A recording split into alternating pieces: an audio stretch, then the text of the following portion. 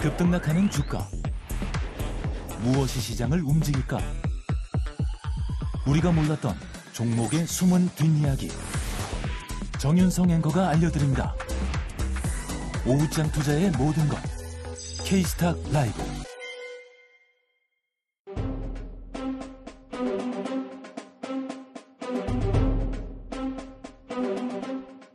네, 오후장 인기 급상승하고 있는 임급중 팩트체크 들어가 봅니다. MHB 파트너스 김성훈 이사, 기업공시연구소 변영인 대표 모셨습니다. 어서 오세요. 네, 반갑습니다. 네, 두 분과 함께 VR 발동된 임급종부터 살펴보도록 하겠습니다. 오후장 들어서 확실히 중소형 원전주들이 들썩이고 있는 상황입니다. 조금 전에는 서전기전이 또 한 번 VR가 발동된 모습이었고요. 한전산업도 VR 발동 이후 상한가 그리고 S&T에너지까지 발전선비 이후에 또 원전 사업에 대한 기대감을 안고 원전으로 묶이면서 중소형주들에 대한 원전주 이벤트에 대한 기대감으로 어제와 오늘 원전주들이 강한 흐름을 보이고 있는 가운데 대장 두산 에너빌리티는 전일 살펴봤으니까요. 그 외 중소형주 안에서도 짚어보도록 하겠습니다. VR 발동된 중소형 원전주들 변영인 대표님 매수와 매도 버튼 안에서 어떤 버튼 누르셨을까요? 일단 매수 버튼을 눌렀는데요. 일단 단기적인 일정 모멘텀, 우리가 흔히 알고 있는 것처럼 체코의 원전 수주가 과연 이제 가능할 것인가라는 부분들이 시장의 화두가 좀 되고 있는 부분들이고, 이게 아직 정확하게 일자가 좀 픽스가 된 것은 아니지만 한 7월 중순경이니까 뭐 빠르면 한 다음 주 정도면 그 윤곽이 좀 드러나올 수 있는 부분들. 그래서 단기적 기대감들이 오히려 수주에 관련된 가능성들이 좀 더 높아졌다라는 평가 안에서 좀 과하게 좀 유입되는 흐름들이 아닌가라고 좀 보고 있습니다. 그럼 7월 17일 체코 원전 우선 협상 대상자 발표라는 일단 딱 그 이벤트가 있는 거잖아요. 그 이벤트 전까지의 매매로 보십니까? 그렇죠. 이게 두 가지 측면인 것 같아요. 우리가 기대감에 매수를 했는데 만약에 그게 수주 전에 실패하게 된다면 오히려 상승폭을 반납하는 정도가 아니라 추가적으로 더 급락할 수 있는 가능성. 그래서 저는 많은 비중을 지금 염두에 두고 포지셔닝을 좀 넓혀가는 전략보다는 일부 비중을 좀 덜어내면서 보수적으로는 접근하되 좀 철저하게 좀 트레이딩 관점으로만 접근이 좀 가능하지 않나. 왜냐면은 이게 가능성이 좀 더 크다면 오히려 그 상승폭들이 좀 더 크겠지만 반대급부에 관련된 어떤 피해 부분들은 주가가 좀 급락할 수 있는 요인들에 대한 부분들이 뭐 한 번 정도의 하한가가 아니라 한 두 번 정도 더 나올 수 있는 그런 파급으로 좀 이어지지 않을까라는 부분들도 염두를 해야 되지는 않을까라고 좀 보지만 단기적 수급에서는 조금 더 매력도는 있다라고 좀 말씀드리겠습니다. 그럼 두산 에너빌리티 대장뿐만 아니라 지금 한전산업 상한가에 걸려있고 서전기전도 오늘 꿈틀대고 사실 어제부터 강하게 치고 올라오면서 52주 신고가를 경신하는 것이 우리 기술. 그렇다면 대장과 이제 중소형주 단에서 봤을 때 일단 이벤트를 앞두고 조금 더 탄력적으로 움직일 수 있는 중형주 안에서도 매매가 좀 유효할까요? 일단 지금 52주 신고가 영역 안에서 움직이는 종목들의 경우에는 추가적인 상승률. 오늘 뭐 S&T에너지의 경우에는 유통지수가 굉장히 적거든요. 원전 기저지 관련 종목들이긴 하지만 사실 이게 수급적인 측면에서 부각될 수 있는 종목은 아니었는데 워낙 유통지수가 좀 더 작고 전체적인 어떤 섹터 수급이 좋다 보니까 오늘 탄력도가 좀 더 높게 나타나는 그런 종목들이 단기적 상승세를 좀 더 이어갈 수 있는 흐름들은 좀 있겠지만 저는 지금 이 가벼운 종목들보다는 대형주 정도의 어떤 매력도 관점에서 오히려 지금 따라간다면 저는 뭐 두산 에너빌리티라든가 한전기술 이런 종목들을 더 관심 있게 보는 것이 맞지 않을까라고 보고 있습니다. 그러니까 중소형주보다는 조금 더 주도적인 힘을 가져가는 대장주 쪽에서 찾는 것이 낫겠다라는 말씀을 주신 만큼 잠시 후에 또 탑픽까지 꼽아보도록 하겠습니다. 바로 이어서 두 번째 임급종도 만나볼까요? 오늘 오후장 들어서 액침냉각 관련주들이 조금 더 탄력을 받고 있습니다. 먼저 탄력을 받은 쪽이 GST, 뒤를 이어서 KSO까지 급등이 나오고 있고 지금 이 시각에도 16% 강한 탄력 유지를 잘 해주고 있습니다. 김성훈 이사님, 여기는 이제 한동안 쉬었고 조정 끝 반등의 시작인 이 오늘 상승을 시그널로 봐도 될지 오늘의 급등 어떻게 보셨습니까? 네.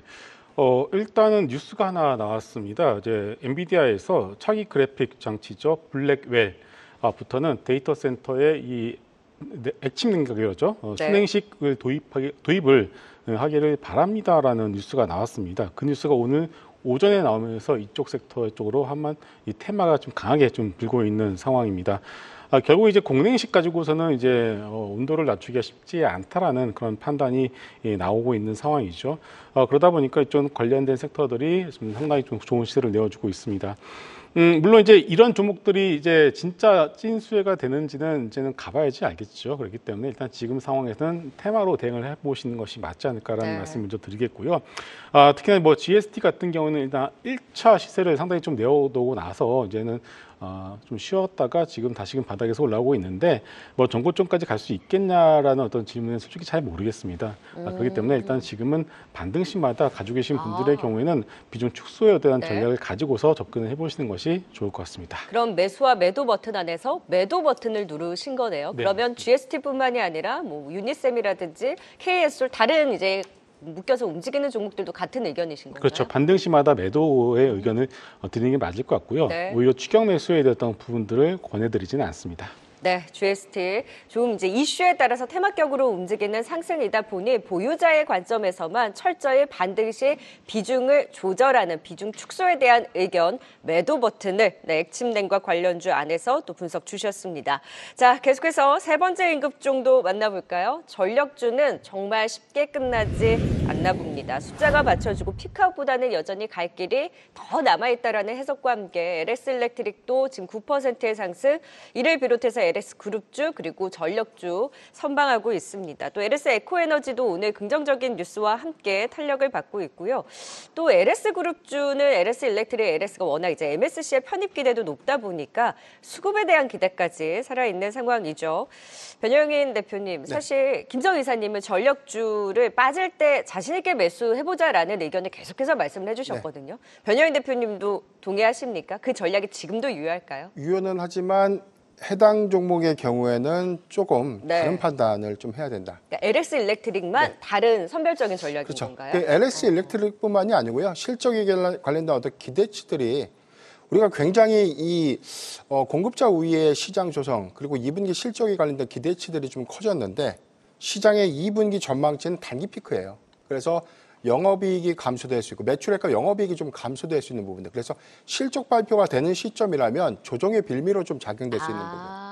우리가 실적에 관련된 눈높이는 굉장히 커졌고 좋아질 거고 시장 형성들을 향후 2년에서 3년간 공급자 우위의 시장 조성 그리고 북미양 견고한 수주 확장 다 좋은데 지금 LS일렉트릭의 경우에는 매출액이 한 10.6%, 영업이익이 9.5% 정도 감소될 것이다. 단기 피크. 그래서 1분기 대비해서는 예상치도 못한 실적의 감소 요인을 주의해야 된다라는 어떤 내용들이 좀 있었고요. 그러니까 증권사의 어떤 전망들은 있었지만 목표 주가를 상향했던 함정들이 좀 있었고 그러니까 우리가 수급적인 측면에서는 일단 실적 발표가 기대치를 하향한다면 오히려 조정의 빌미로 좀 작용했던 지난 1분기 실적의 흐름들을 우리가 대비해 봤을 때는 지금 추세가 살아나고 오히려 상향하고 있을 때 비중을 축소하고 다시금 실적 피크에 관련된 이슈로 주가가 빠질 때 그때 들어가는 접근 방법이 더 유효하지 않을까라고 저는 판단해 봤습니다. 그러니까 2분기 실적이 눈높이는 높아지고 있는데 살짝 감익에 대한 전망이 나오다 보니 이게 플러스가 아니라 감익이라면 오히려 그것이 조정의 빌미가 될 수 있으니 LS일렉트릭에 한해서는 오를 때 오히려 좀 비중 조절을 해보자라는 의견을 주셨는데 그럼 그 외에 이제 다른 전력주에 대해서는 긍정적인 시각이신 건가요? 그러니까 실적으로 보면 어디를 가장 보세요? 지금 HD 현대일렉트릭이라든가 뭐 효성중공업의 경우에는 지금 1분기 대비해서에 대한 영업이익률이 굉장히 좀 상향될 수 있는 부분들. 그러니까 제가 이제 항상 강조드렸던 전력기기 관련 종목들의 포인트는 매출액의 확장보다는 영업이익률에 관련된 부분들이 조금 더 경쟁력 있는. 그래서 영업이익률의 비율이 상대적으로 높은 기업들의 포트폴리오 선별을 좀 다르게 좀 구성을 해야 된다라고 좀 이야기를 좀 드렸고 최근에 이 수급적인 측면에서는 굉장히 조정 이후에도 반등을 해주는 국면들이 있었기 때문에 저는 긍정적으로 좀 보긴 하지만 그래도 이제 개별 실적에 관련된 우려감들은 단순하게 악재로 좀 이식될 수 있는 부분들 그런 부분들만 경계해보자. 라고 좀 말씀드리겠습니다. 김성 의사님도 같은 의견이세요? 네, 맞습니다. 그 실적적인 측면에 대해서, 그러니까 실적 발표 전까지가 조금 더 기대감이 극대화될 수 있는 시기인 건가요? 그러니까 이게 실적을 이제 우리가 확인을 이제 해보는 방법도 있고 아니면 실적 전에 주가가 많이 올라갔으면은 당연히 그 전에는 어느 정도 좀 차익 실현을 하고 나서 네. 실적을 보시는 어떤 그런 전략도 나쁘지는 않습니다. 아무래도 실적이 잘 나온다라고 눈높이가 많이 높아진 전력주이다 보니 실적 발표 전까지 뭐 매매도 유효하다라는 의견을 주신 만큼 참고해 보시면 좋을 것 같습니다. LS 일렉트릭은 일단 실적 감익에 대한 우려로 매도에 대한 버튼 눌러주셨네요. 네, 계속해서 마지막 임급종 살펴볼까요? 이 종목 역사적 최고가를 찍은 종목입니다. 오늘 바이오주의 날이다라고 해도 과언이 아닐 정도로 강한 움직임을 보였고 지금 살짝 상승폭을 축소하긴 했습니다만 삼천당제약이 바이오주의 상승의 또 그 중심에 있는 상황이죠. 여기도 이제 수급에 대한 이슈도 솔솔 나오고 있는 상황인데 삼천당제약은 워낙 이제 많이 말씀을 해주셨으니까 삼천당 아저씨로 불리시지 네. 않았겠습니까? 우여곡절이 많았는데 어느덧 최고가 자리까지 왔어요. 네, 역사상 신고가를 계속 경신을 이제 하고 있고요. 일단 뭐 여러 가지 이유가 있겠습니다만은 지난주부터 바이오 섹터가 동반 강세를 보여주고 있습니다. 금리 인하에 대한 기대감이 가장 크다라고 보고 있어요. 이 종목 하나 가지고 있는 재료만 있었다라면은 이렇게 좋은 시세를 내어주지는 않았을 것 같습니다. 섹터 전체가 움직여야지만 이 종목들이 너도 가고 나도 가고는 어떤 그런 모습이 나타날 텐데 지금 보시게 되면은 뭐 어제는 펩트론 같은 종목들이 다시 한번 시세를 내어주고 있고요. 오늘도 리가캠바이오 뭐 여러 가지 종목들이 어제는 너도 가고 오늘은 내가 가고 이렇게 앞서거니 뒤서거니 하면서 전체 섹터를 이제 움직이고 있다라고 좀 봐야 될 것 같습니다. 가장 큰 이유는 금리 인하에 대한 가능성이 높아지고 있는 상황이고요. 미국 역시도 순수 바이오텍들의 어떤 종목들이 조금씩 추세 전환을 시도를 하고 있고 이번 주에 발표될 CPI 물가 지표가 만약에 컨센 정도만 나오게 되더라도 이러한 흐름은 좀 더 연장될 가능성이 높다라고 좀 보고 있습니다. 그리고 또 하나가 이제 2분기 실적에만 놓고 봤을 때 코스닥 시장을 이렇게 놓고 볼게요. 이번에 이제 2차 전지 섹터들 2분기 실적 아마 별로 좋지 않을 거예요. 네. 그러면은 코스닥 시장 전체 놓고 봤을 때 실적만 가지고서는 코스닥 시장에서 살 게 그렇게 많지가 않습니다. 그러면은 코스닥 시장에서 아예 그냥 실적을 그냥 빼버리고 실적 기대감이 없는 바이오 섹터를 보는 게 차라리 낫다라는 그런 판단이 나올 수 있고요.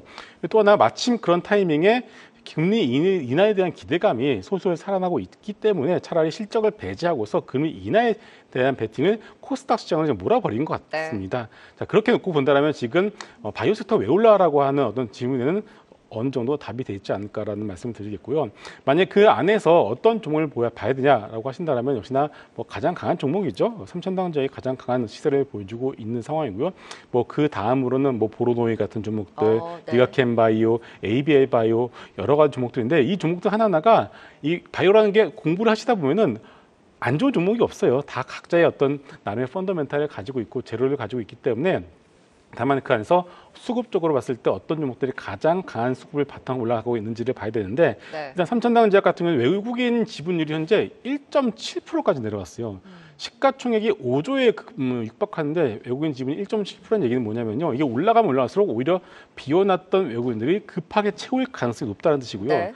MSCI 편입에 대한 기대감이 여전히 살아있기 때문에 수급의 어떤 부분들을 재료나 수급을 봤을 때는 상당히 업사이드가 열려있는 종목 중에 하나라고 보셔도 될 것 같습니다. 네, 삼천당제약 역사적 최고가임에도 불구하고 금리 인하에 대한 기대로 바이오주에 다시 한번 투심이 자극될 수 있는 만큼 그 중심에 삼천당제약을 비롯해서 뭐 브로노이, 리가켄바이오 그 외에 다른 긍정적인 또 바이오주에 대한 시가 짚어주셨습니다. 매수 버튼 눌러주셨네요.